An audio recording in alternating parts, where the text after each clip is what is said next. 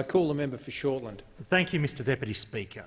Unfortunately, I am again providing an update to the House on the ongoing crisis in aged care, in this instance residential home care packages.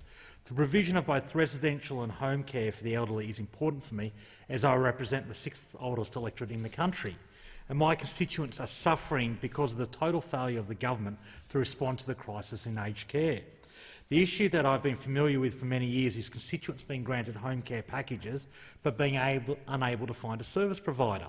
Recently, my office has been contacted by constituents who have been contacted by the company who provide their home garden and maintenance assistance and told because they were oversubscribed that they will no longer be able to provide the service. They have referred them to other services who are also oversubscribed, which means they are being placed on a waiting list. These are elderly people and in many cases vulnerable people who have relied on a service, and because of the chronic underfunding of CHSP packages, particularly home care and maintenance and domestic assistance packages, are now without a service. Home care and maintenance for these constituents is often lawn mowing. They simply are not in a position to do this job, hence they qualify for the package. And now they have no one to mow their lawns, and this is causing them considerable distress. Mr Deputy Speaker, this issue has recently been brought to my attention by Lynn and Doug from Macquarie Hills. I know Doug because he's a veteran. I've met him several times at Cardiff RSL ceremonies. When Doug became unable to do the lawn, Lynn took over.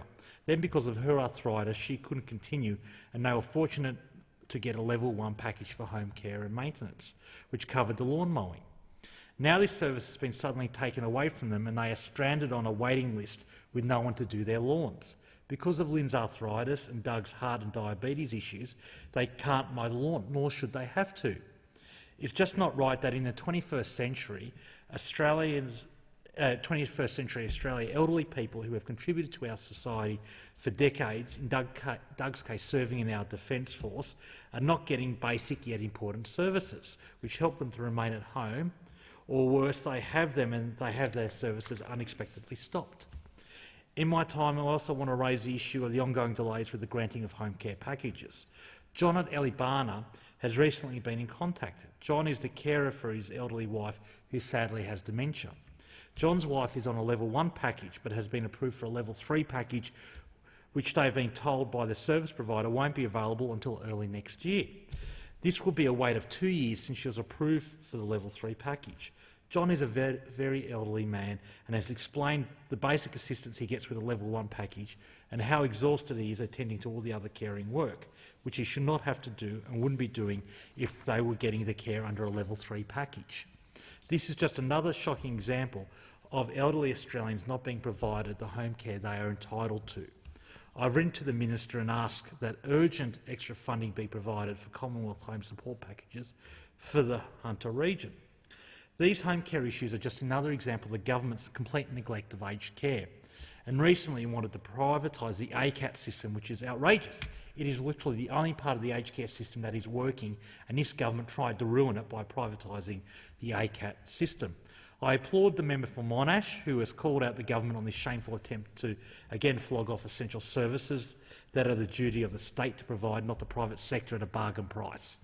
No doubt a company with links to the Liberal Party would have been interested in this tender, as is the case with the privatisation of the visa system, which is probably going to go to one of the Prime Minister's good mates, Scott Briggs, who made several large donations to the Liberal Party. This is endemic of the way this government operates, Mr Deputy Speaker. It is a government run by the Liberal Party for the benefit of the Liberal Party and their donors, and the home care system is another example of it.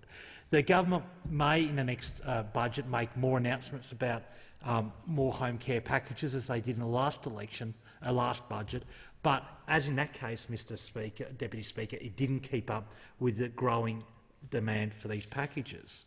Home care packages provide dignity for elderly Australians and allows them to remain in their family home, which is important both for their retirement, for dignity in their retirement and comfort in their retirement, and is cheaper for the taxpayer. But the impact of underfunding and a lack of service providers is having a significant impact on my elderly constituents.